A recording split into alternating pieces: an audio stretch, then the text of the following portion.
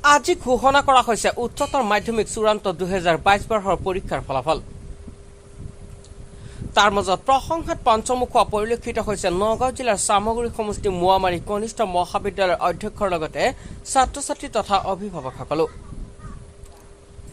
কিয়নো মোৱামাৰী কনিষ্ঠ মহাবিদ্যালয়খন হৈছে এখন ব্যক্তিগত খণ্ডৰ বিদ্যালয়। এই মহাবিদ্যালয়খনে 100% ফলাফল দেখুৱাবলৈ সক্ষম হৈছে। সৰ্বমুঠ 14 গৰাকী শিক্ষাৰ্থী চূড়ান্ত পৰীক্ষাত অৱতীৰ্ণ হৈছিল। তাৰ ভিতৰত 5 জনে প্ৰথম বিভাগ, 5 জনে দ্বিতীয় বিভাগ আৰু 4 জনে তৃতীয় বিভাগত উত্তীৰ্ণ হৈছে। জানিব পৰা মতে অধ্যক্ষ সলমান আলীৰ লগতে শিক্ষকসকলে অশেষ কষ্টৰ বাবে আজি এই ফলাফল লাভ কৰিবলৈ সক্ষম হৈছে।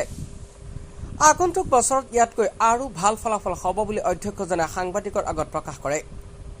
আজিৰ এই 100% ফলাফলে মোৱামাৰী অঞ্চলটোৰ ৰাইজ আনন্দত আত্মহাৰা হোৱা পৰিলক্ষিত হৈছে। সকলো চেনেললৈকে শুভেচ্ছা জনাইছোঁ আৰু মোৱামাৰী জাতীয় বিদ্যালয়ৰ পৰা এইবাৰ 2020-21ত আপোনাৰ 14 জনে পৰীক্ষা দিছিলে। তাৰ ভিতৰত আপোনাৰ 5 জনে ফাৰ্ষ্ট ডিভিজন, 5 জনে ছেকেণ্ড ডিভিজন, 4 জনে থাৰ্ড ডিভিজন। সৰ্বমুঠ 14 জনে দিছিলে, 14 জনে উত্তীৰ্ণ হৈছে, 100% ফলাফল হৈছে।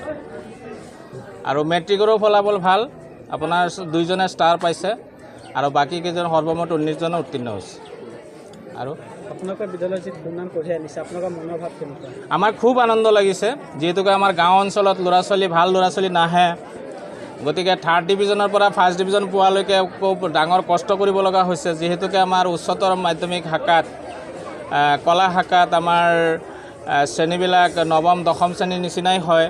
ভাল ল'ৰা ছোৱালী যদি আমাৰ ইয়াত আহে, আমাৰ ফলাফল আৰু ভাল হ'ব বুলি আমি আশা কৰোঁ। যদি সব কৰোণা থকাৰ কাৰণে কিছুদিন বিদ্যালয়ৰ পাঠদান বন্ধ আছিলে, তেনেক্ষেত্ৰত যদি কৰোণাৰ কাৰণে আমাৰ পাঠদান অলপ ব্যাহত হৈছে। তাৰ কাৰণে ল'ৰা ছোৱালীৰ ঘৰে ঘৰে গৈ আমি ব্যৱস্থা লৈছোঁ আৰু গাৰ্জেনটো তাৰ ওপৰত ব্যৱস্থা লৈছে। তাৰ কাৰণে ফলাফল ভাল হৈছে। আগলৈকে ইয়াতকৈ আৰু ভাল ফলাফল কৰাৰ কাৰণে আমাৰ ইচ্ছা। 2023-24ত আমাৰ আৰু ভাল ফলাফল হ'ব, আমি সেইটো কামনা কৰিছোঁ আৰু ৰাইজৰ সহায় সহযোগিতা আমি কামনা কৰিছোঁ। ঠাই মানে মোৱামাৰী জাতীয় বিদ্যালয় কনিষ্ঠ মহাবিদ্যালয়, এইটো মোৱামাৰী মধ্যপাৰা চুবুৰীত পৰিছে আৰু যিহেতুকে মোৱামাৰী গাঁৱৰ নামেৰে নামাকৰণ কৰা হৈছে বিদ্যালয়খন।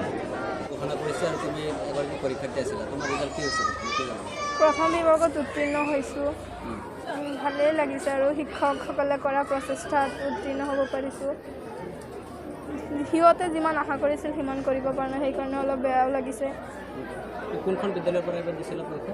মোৱামাৰী জাতীয় বিদ্যালয় ও কনিষ্ঠ মহাবিদ্যালয়ৰ পৰা।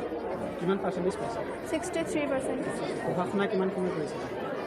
বেছি সময় কৰা নাই, নে 6 ঘণ্টাকৈ। তোমাৰ এই সফলতাৰ আঁৰত তুমি কাক প্ৰাধান্য দিব বিচাৰিবা? এইটো স্কুলকো দিব বিচাৰোঁ, নিজৰ অভিভাৱককো দিব বিচাৰোঁ।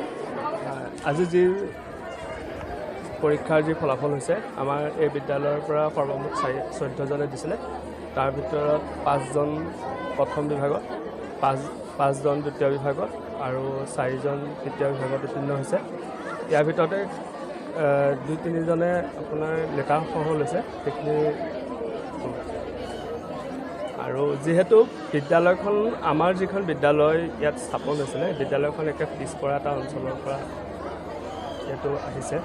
বিদ্যালয়খন স্থাপন হোৱা বেছিদিন হোৱা নাই যদিও আমি যিখিনি ফলাফল লাভ কৰিবলৈ সক্ষম হৈছোঁ, তাতে আমি সুখী হ'ব লাগিব। কিয়নো এই বিদ্যালয়খন যদিও ব্যক্তিগত, তথাপিও আমাৰ এই বিদ্যালয়ত বহুতখিনি সমস্যা আছে। সেই সমস্যাও আমি অতিক্ৰম কৰিও আমি যিখিনি দিবলৈ চেষ্টা কৰিছোঁ, সেইখিনি আমাৰ ছাত্ৰ ছাত্ৰীসকলেও লৈছে আৰু সেইমতে ৰিজাল্ট ভালো হৈছে।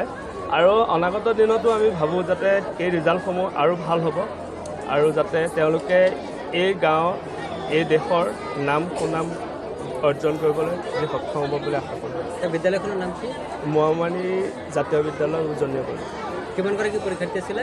14 গৰাকী। তাৰ ভিতৰত কিমানজন পাছ কৰিছে? 5 জন 100% উত্তীৰ্ণ হৈছে। হয়, 100%। বৰ্তমান ভাৱটো কি অলপ ভালেই লাগিছে। যদি ইয়াতকৈ ভাল হ'লতে আৰু ভাল লাগিলে। তথাপিও যি নহওক আমি যিমানখিনি দিব পাৰিছোঁ সিমানখিনি ছাত্ৰ ছাত্ৰীয়ে লৈছে হয়তো আমি আৰু কিবা কৰিবলগীয়া আছিল হয়তো তাতকৈ ভাল ৰিজাল্ট কৰিবৰ কাৰণে অহা বছৰ বা বিগত দিনবোৰত আমি তাতকৈ 100% দিবলৈ চেষ্টা কৰিম আৰু তেতিয়া হয়তো ভাল ৰিজাল্ট ইয়াতকৈ লাভ কৰিব পাৰিম